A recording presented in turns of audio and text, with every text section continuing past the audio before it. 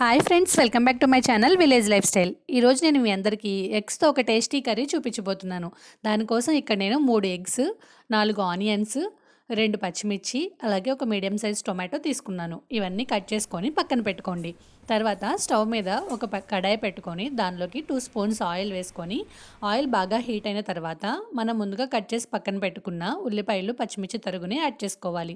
దీంతోపాటు కొద్దిగా కరివేపాకు, అలాగే ఒక స్పూన్ జీలకర్ర కూడా యాడ్ చేసుకొని మొత్తం బాగా మిక్స్ అయ్యేలాగా కలుపుకోవాలి. మూత పెట్టేసి ఒక 5 మినిట్స్ పాటు కుక్ చేస్తే ఉల్లిపాయలు అనేవి బాగా మగ్గుతాయి. మధ్య మధ్యలో మూత తీసి కలుపుకుంటూ ఉండాలి, లేదంటే ఉల్లిపాయలు అడుగు పట్టేసుకొని మాడిపోతాయి అన్నమాట. చూడండి, ఉల్లిపాయల నుంచి ఆయిల్ బయటకు వస్తే ఆల్మోస్ట్ ఉల్లిపాయలు కుక్ అయిపోయినట్టే. అప్పుడు మనం ముందుగా కట్ చేసి పక్కన పెట్టుకున్న టొమాటో ముక్కల్ని యాడ్ చేసుకోండి. టొమాటోని చిన్న చిన్న ముక్కలుగా కట్ చేసుకోవాలి. టొమాటో కూడా బాగా మగ్గే వరకు మూత పెట్టి ఉడికించుకోవాలి. మధ్యలో మూత తీసి చూపిస్తున్నాను చూడండి. టమాటాలన్నీ బాగా కుక్ అయిపోయాయి కదా. మనం ఇలా ఈ స్టేజ్లో ఉన్నప్పుడు ఉప్పు, కారం అనేవి యాడ్ చేసుకోవాలి దీనిలోకి. టమాటాలో నుంచి ఆయిల్ సపరేట్ అవుతుందనంటే టమాటాలు కూడా బాగా మగ్గిపోయాయని అర్థం. ఇప్పుడు దీనిలోకి మనం ఒక చిటికెడు పసుపు, అలాగే 2 స్పూన్ల కారం, 1.5 స్పూన్ సాల్ట్ వేసుకోవాలి. ఆల్రెడీ పచ్చిమిర్చి యాడ్ చేసాం కాబట్టి కారము మీ టేస్ట్కి తగ్గట్టుగా యాడ్ చేసుకోండి. ఇలా ఉప్పు, కారం, పసుపు అన్నీ యాడ్ చేసిన తర్వాత మూత పెట్టకుండా ఒక 1 మినిట్ పాటు అలానే ఫ్రై అవనివ్వండి. అప్పుడు పసుపులో నుంచి పచ్చివాసన అనేది పోతుందనమాట. ఇలా బాగా ఫ్రై అయిన తర్వాత మనం ముందుగా పక్కన పెట్టుకున్న ఎగ్స్ని బ్రేక్ చేసి దీనిలోకి యాడ్ చేసుకోవాలి.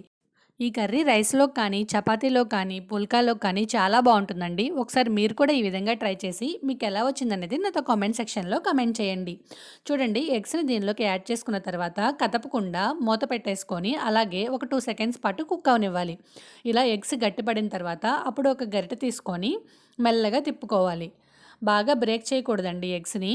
చితికిపోయి మొత్తం చిన్న చిన్నగా అయిపోతుందనమాట. అలా కాకుండా కొంచెం పెద్ద పెద్ద ముక్కలుగానే ఉండాలి.